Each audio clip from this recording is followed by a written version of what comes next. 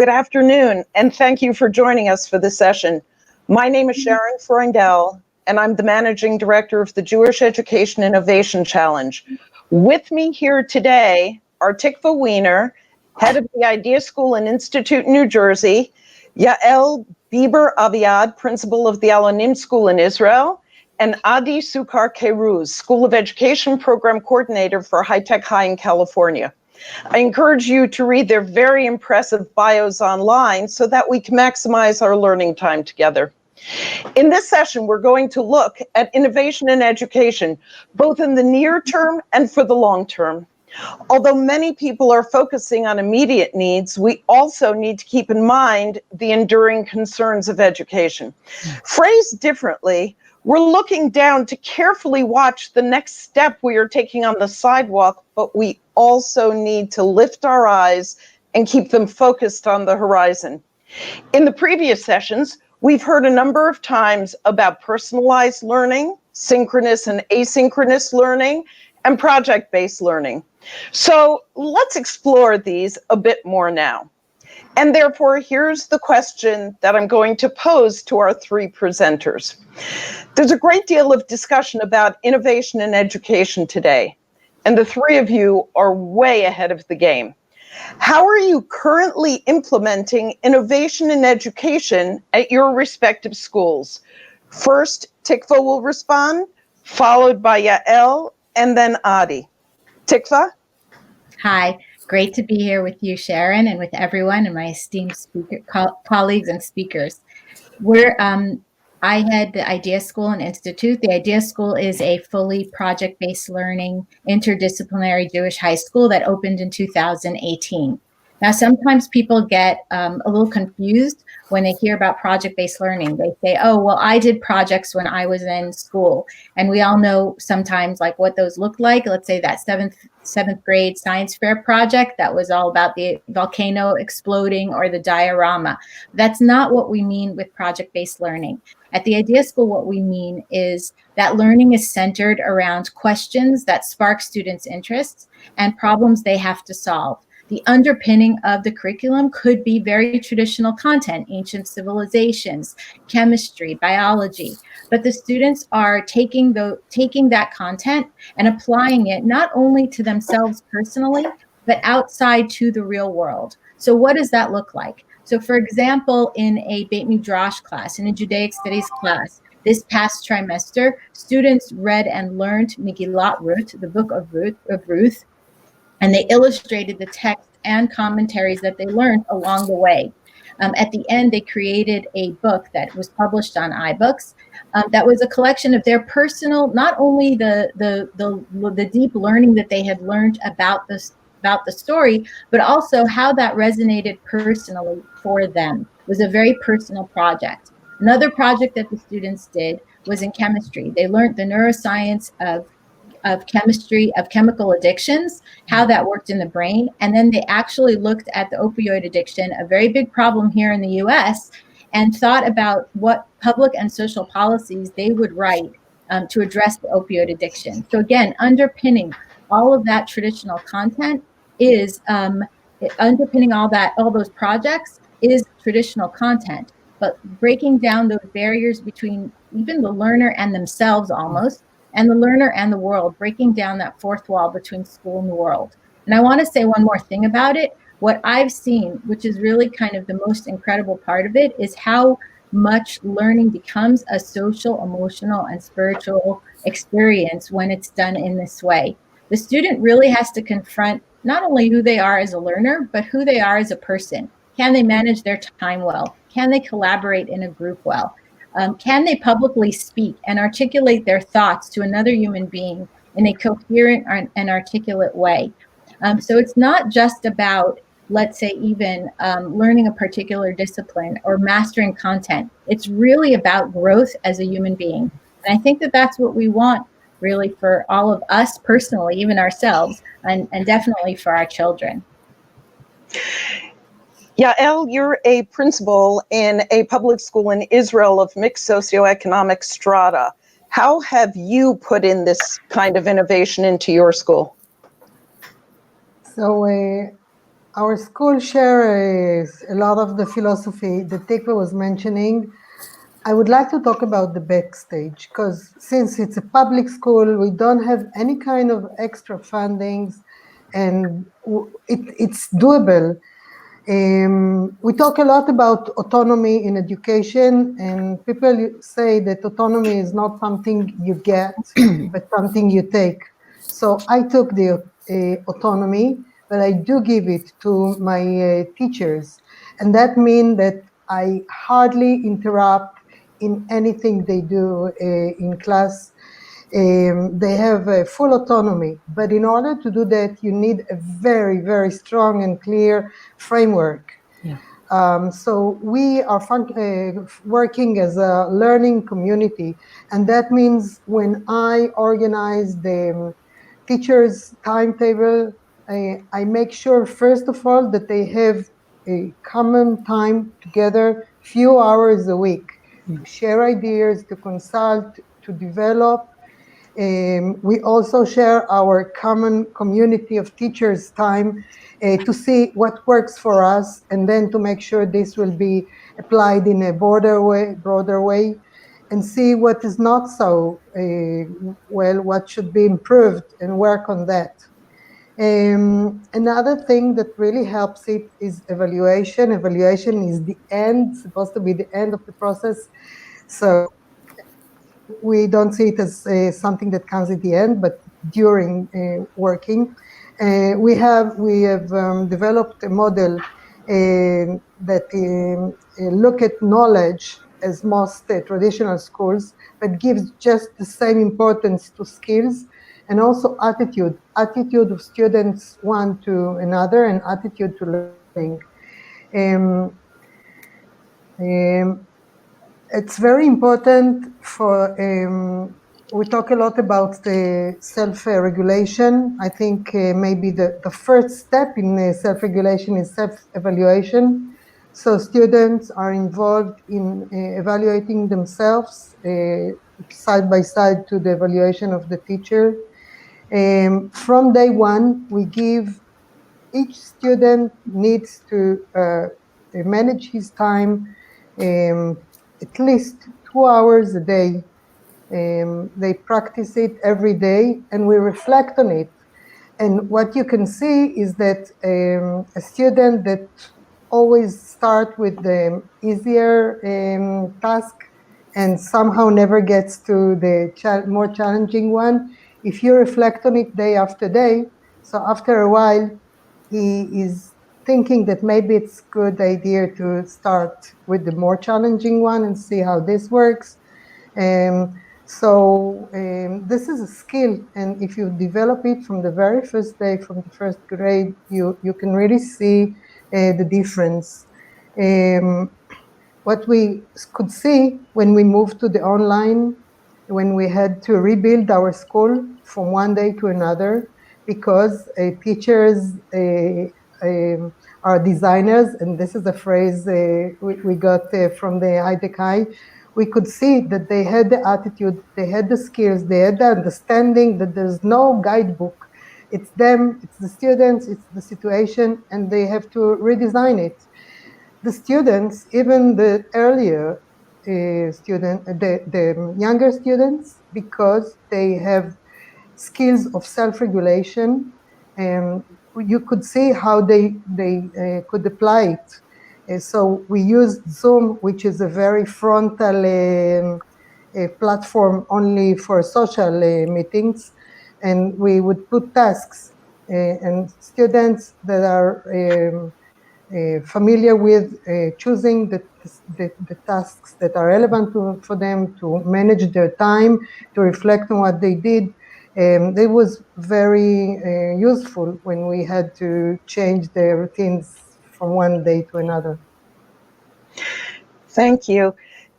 Adi, how does innovation manifest itself among the students and the staff where you are? First of all, Tikvah and Yael and Sharon, it's so wonderful to be here. And I do want to expand on that just a little bit through the lens of professional development, if that's okay. Certainly innovation in education really should be a natural paradigm, and our schools are platforms for students and teachers alike to explore this infinite realm of possibility and curiosity and vision and growth. And innovation invites multiple perspectives, and it requires collaboration and connection, as you were both certainly alluding to, and personal development, and in many cases, a connection to a purpose, and that requires some shared leadership. So I just want to take a second to kind of debunk the myth and this common belief that innovation is something that only few can conceive, right? Or only those that are enlightened can achieve it. Innovation is actually quite human, and it's in many cases a response to our needs. And so the ability to imagine and ideate and create exists within all of us. And that's really at the basis of everything it is that we are all talking about here, is what exists within all of us, and really being able to extrapolate that potential, or at least lead our students and our educators to acknowledge and be aware of that potential. So how does this all connect to professional development in our schools? You know, how do we best equip our practitioners and our learners, our students, to be futurists? I don't need to certainly illustrate the fact that we're all facing an unprecedented moment in history, but we are being forced to redefine our educational models. So why not involve everyone who's part of our educational ecosystems to grow and innovate together? So how do we do this? Well, imagine this. Imagine inviting your teachers in your spaces to be the leaders of professional development workshops or trainings in your schools based on their practices, their experience every single day in the classroom, their learnings, what it is to design or co-design a unit with students or with professionals in the community, what it's like to highlight student work. Imagine what an opportunity this is to build a culture of collegiality. Or imagine this, we often love to do this, invite your students to be leaders of professional development based on their experiences and learning, based on their interests, their passions, their technological world engagements. Imagine being in a space where students are speaking directly to adults about their needs and who they are, about their opportunities and their comfort and their ease with engagement and learning online. Oh, what we could learn from them. Or even better, let's imagine this, students and teachers co-designing workshops on teaching and learning together. What power?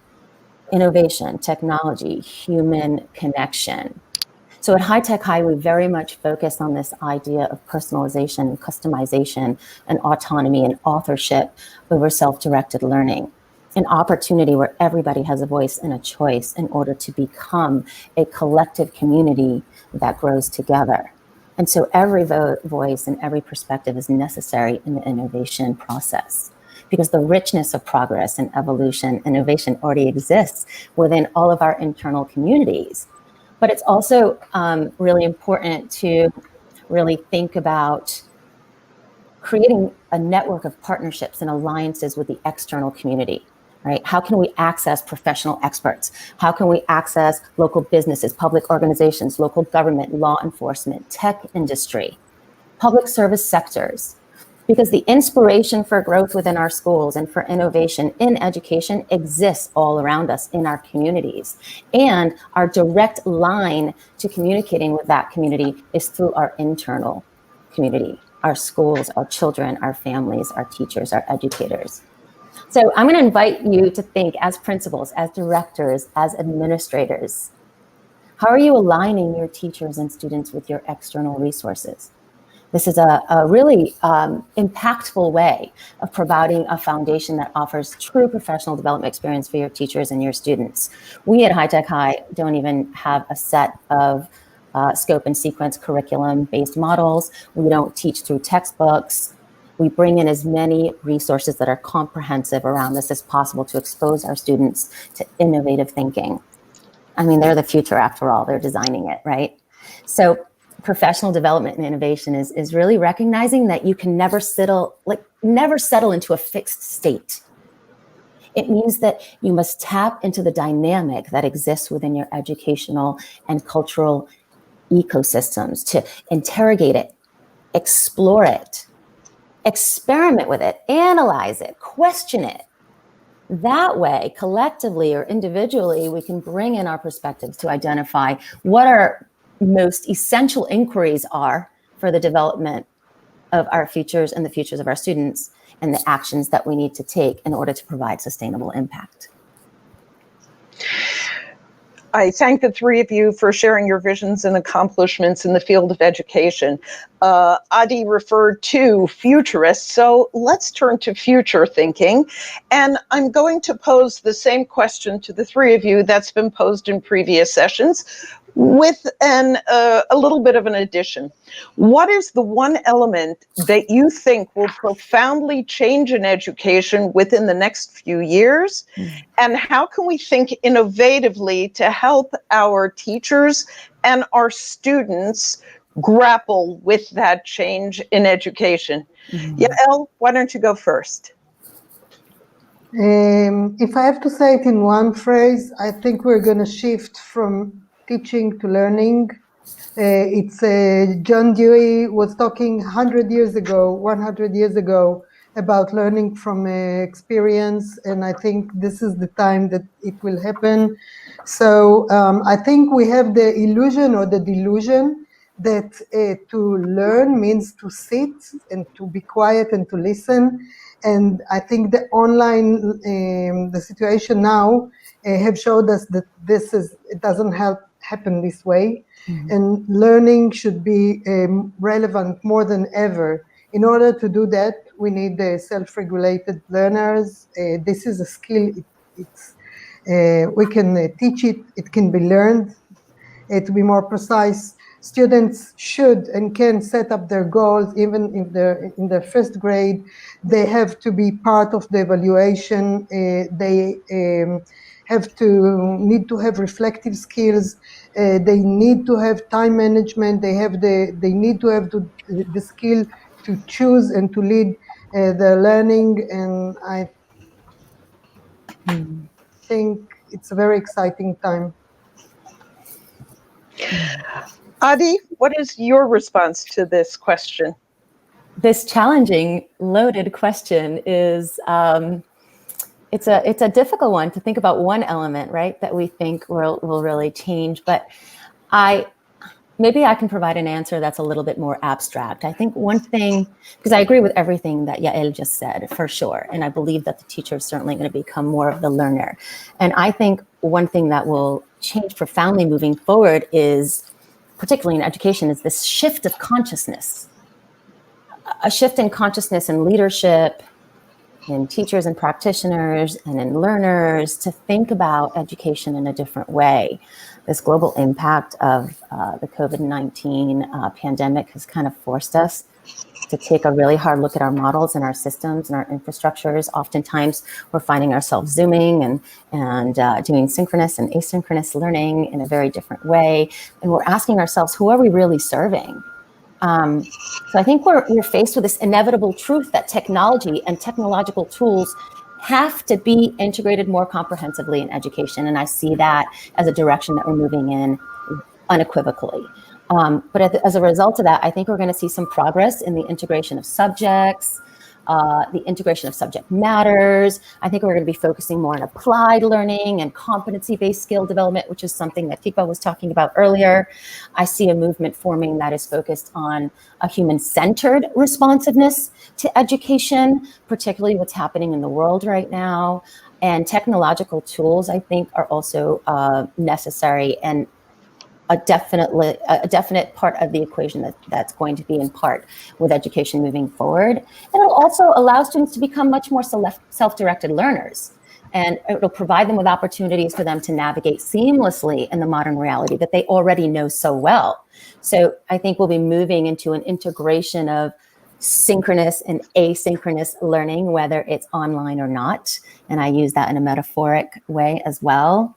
And like Yael, I do believe our educators will begin to shift into becoming learners themselves, and certainly guiding our students really to the threshold of their own minds. And, we as leaders certainly need to support their professional growth as facilitators of learning. Such an optimistic answer. I'm so glad to hear you We say got to that. look at the glass half full, right? Absolutely. Tikvah, how would you address this? One of the first books that I read when I was preparing to shift to project-based learning was Tony Wagner's Creating Innovators. And one of the things he said that convinced me of the model was that we have to prepare students for a VUCA world, a volatile, uncertain, complex, and ambiguous world. And certainly the situation that we've landed in now certainly proves Tony Wagner's prescience. So I think that he got it totally right, and we are being forced now to create the kinds of school environments that he was talking about creating when he wrote the book years ago. And the point is that you can't, when you're teaching traditionally and you have tests and assessments and there's one answer, and as Ken Robinson says, it's at the end of the book, but you can't look because that would be cheating. That's just not the kind of thinking that we need today. The reason that you have to be prepared for a VUCA world is because, as Tony Wagner again says, the world has wicked problems. And what he means by that are that these are problems that there's not one solution, as we're taught in school, right? There's not one solution to the problem. The problem needs complex thinking and needs many different disciplines to answer, to solve it. And even then, it's not totally solvable. And if you think about, let's say, what we're dealing with exactly now in COVID-19, I mean, just ask any school administrator what they're planning to, what the school reopening looks like. It's all about benefits, risk analysis, weighing the pros and cons, exactly that kind of complex thinking for a VUCA world, for wicked problems that Tony Wagner was basically saying we needed. So I think that moment has arrived, and the answers are already there, as you could see in the progressive schools that are already have shifted to doing learning in this way. The learning now can be very successful because it's not about testing the child in one area. So I think that we need just tons more of that and continue to move in these directions. And I agree with Adi and Yael, and I also want to build on what Adi said, which is that kind of the student agency. I think Yael said it as well. And to say I'd love to see more of that in the classroom, to see the passions and the talents and the interests just being naturally incorporated in all disciplines, that these talents and interests that the students already have, how much more engaging learning can be for them if they're bringing themselves to the learning. So for those practitioners who are joining us in this session, if they want to integrate more innovative learning into their classrooms or into their schools, what is the one piece of advice you would give to them to get this process started? Should I go? Please. I was listening to another lecture before. I think we have to practice failing daily or hourly. So I think this is a good advice. Let's go fail. Great advice. Adi? Can you repeat the question for me one more time, Sharon? If someone wants to integrate more innovative learning into their classroom or into the school, what do you think is the first step that they should take attitudinally, practically?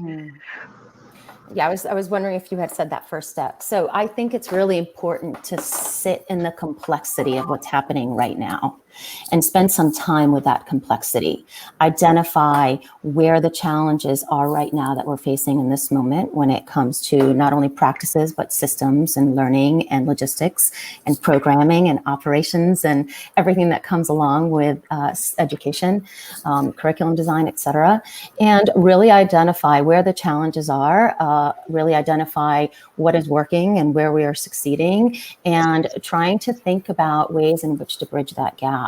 Because many of the solutions that we're seeking out have not yet surfaced.